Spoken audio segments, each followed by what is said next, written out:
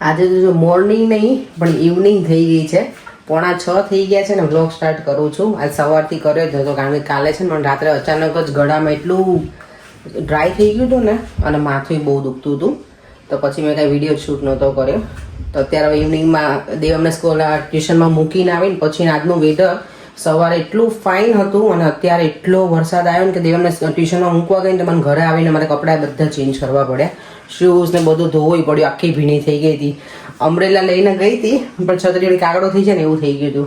આપણે પેલા ઇન્ડિયામાં કરા પડે ને એટલે કરા પડતા હતા અત્યારે. ચાલો તો અત્યારે ડિનરનો ટાઈમ થઈ ગયો છે ઓલમોસ્ટ. બનાવવાનું કે શું બનાવવું હજી કાંઈ ડિસાઈડ નથી કર્યું. અને જો મારો જેડ પ્લાન્ટ છે ને મેં આવી રીતે અહીંયા મૂકી દીધું છે, એકને આમાં અને બીજું હતું ને એને આમાં પાણીમાં રાખ્યું છે. હવે હું માટી છે ને પાછી લઈ આવીશ ને પછી આમાં કરી નાખીશ અને આમાં મારે તુલસીમાં ગ્રો કરવાના છે, એટલે બંને પ્લાન્ટમાં અલગ અલગ થઈ જશે. ચાલ કાલે મેં નાન બનાવી હતી ને તેનો ડો પડ્યો છે, મેં રાખ્યો હતો થોડો કારણ કે વધારે જ મેં બાંધી લીધો, એટલે મેં આજે હું છે ને પિઝા ટ્રાય કરું. ફર્સ્ટ ટાઈમ મેં ક્યારે રીતે બનાવ્યા નથી ઘરે, બહારથી લઈને જ નોર્મલી ખાતા હોય, પણ આજે મેં ચલો થોડું દેવમ ટ્યુશનમાં ગયો છે ને તો ઘરે આવે ને તેને સરપ્રાઈઝ આપું. બનાવું તો કેવા સારા બનશે ને તો સરપ્રાઈઝ આપીશ ને તો નહીં આપવું એને. ચાલો તો એ બનાવું અને કેવા બને છે એ પણ તમારી સાથે હું શેર કરું. જો ડો છે મેં આજે પ્લાસ્ટિકના ડબ્બામાં રાખ્યો હતો ને તો કેટલો છે એમાં આપેલું થઈ ગયું છે, હાથો આવી ગયો હોય ને એવું ડબલ થઈ ગયો છે ફૂલીને.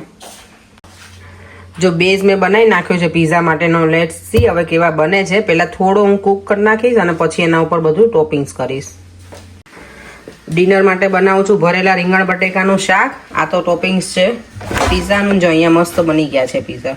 અખતરો આપણો કર્યો તો નુસ્ખો પણ સક્સેસ ગયું છે, સારા બન્યા છે પિઝા એવું લાગે છે મને. તો હવે બીજું મેં અહીંયા રેડી કરી દીધું છે, પણ યસ મેં જો આવી રીતે છે ને પછી ચપ્પુ લઈને આવી રીતે મેં કરી દીધું છે, કાપા પાડી લીધા છે. તો આ તો છે ને આનું કેવું થયું, અમે એમને મૂકી દીધું ને તો આખું પૂરી ફૂલે ને એવી રીતે ફૂલી ગયું હતું આ. બાકી જો એકદમ ક્રન્ચી અને મસ્ત બની ગયું છે. જો પિઝાનું બેઝ છે ને મેં થોડું આવી રીતે કૂક કરી નાખ્યું હતું આટલું, પછી હવે એના ઉપર આ એકદમ સરસ બને છે, થોડું થીક રાખ્યું છે મેં.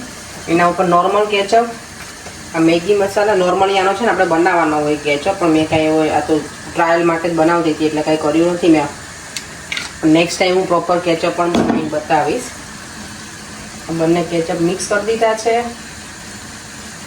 અને એને સ્પાઇસી તમારે ખાવું હોય તો ગ્રીન ચીલી નાખી શકે. મારા આંટીના ઘરે લેતી ને ત્યારે એ બધું બહુ નાખતા વસ્તુ બધી. પછી એમાં નાખવાના જલાપીનોસ,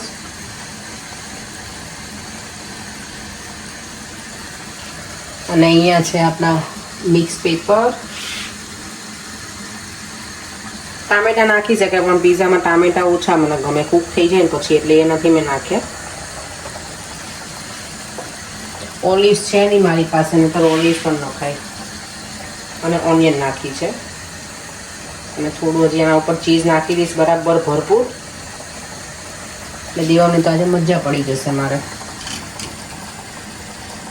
આને મેં અહીંયા થોડી વાર કૂક થવા દઉં છું નીચેનો બેઝ. ઉપરથી જો એકદમ સરસ, અને અમે એર ફ્રાયરમાં બનાવીએ પણ મસ્ત બની ગયા છે એર ફ્રાયરમાં રીતે. હવે આના ઉપર જશે ચીઝ.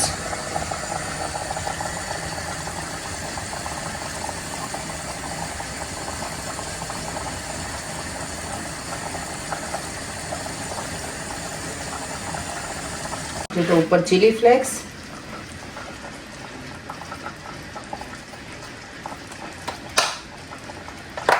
ઓકે. મિક્સ હર્બ્સ હજી મેં ઓપન જ નથી કરી બોટલ.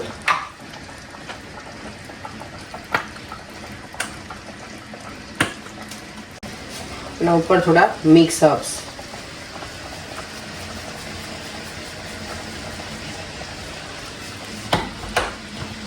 હવે આને મૂકી દઈશું સરસ એકદમ એર ફ્રાયરમાં કૂક થવા માટે.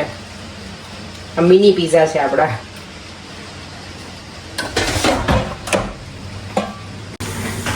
દેવમ જો ટ્યુશનમાંથી આવી ગયો છે. કેમ ગયો બેટા? આ જો જેકેટ ને બધું નીચે નાખીને ક્યાં જતો રે દીકરા? આજે કપડાં બધા એના ભીના છે ને એટલે. દેવમ આજે તારા માટે સરપ્રાઈઝ છે ડિનર. શું છે? લુક. હેપી? આ શેનું શેપ કરી? આ બેટા કાલે નાન નહોતી બનાવી હા તો એનો ડો હતો ને એમાંથી મેં પીઝા બનાવી દીધા વેસ્ટમાંથી વેસ્ટ તો ન કહેવાય એના જ બને પીઝા પણ ટેસ્ટ કરીને પછી મને કે હું ઊભો તને કર દો બેટા કટ જો એમ મસ્ત ચટાકેદાર શાક બની ગયું છે રીંગણ બટેકાનું ભરેલું અને અહીંયા બની ગયા છે મારા રોટલા રોટલામાં છે ને ક્યારેક ભમરા પડે એનું રીઝન શું કહેજો મને જરાક હું બહુ શીખાવ કારીગર છું રોટલામાં મારે ઘણી બધી વખત છે ને ભમરા પડી જાય છે ચાલી જાય હું તો ચોળીને જ ખાવાની છું એટલે વાંધો નહીં આવે ખાઈ લઈશું દેવા મેં તો પીઝા ખાઈ લીધા છે મારે અને પરેંગને જ છે ખાવાનું આજે મેં છાશ નથી બનાવી છાશ મારું શું કહેવાય એટલી ફેવરેટ છે પણ આજ નહીં પીવાય ગળામાં હજી મને એટલું જ બળે છે એટલે ચાલો તો ડિનર કરી લઈએ ને અત્યાર સુધી 7:30 જ થયા 7:30 નથી થયા આપણે ઘરે છું તો અર્લી જમી લઈશું અને જો બહાર કેટલું હજી અજવાળું છે મમ્મા અત્યારે સ્ટીમ લે છે તને લેવી દે નહીં બહુ છીક નોઝ બ્લોક થઈ ગયું છે ને એટલે લઉં છું આમે આવે જ છે સ્ટીમ દેખાય શું દેખાય દેખાય છે ને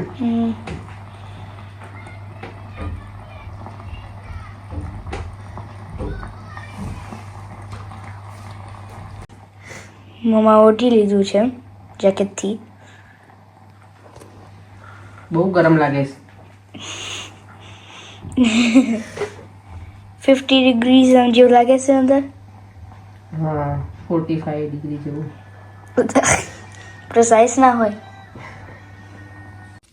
દેવમ આપણા એક વ્યુઅર્સ છે ને એને મને કીધું હતું કે દેવમને છે ને શિવ તાંડવનો શ્લોક કેટલા દિવસથી નથી બોલ્યો તેને બોલાવજો તો બોલ ને બેટા ઓકે चितातवी गलोच्चल प्रवाह पावितस्थले गले विलम्बिताम्बुजङ्गतुङ्गमालिकां दमत्तमत्तमत्तमन्यनाथवातमव्यं चकारचण्डताण्डवं तनोतु न शिव शिवम् ગુડ પછી ઓમ નમઃ શિવાય બોલવાનું રહેવાનું.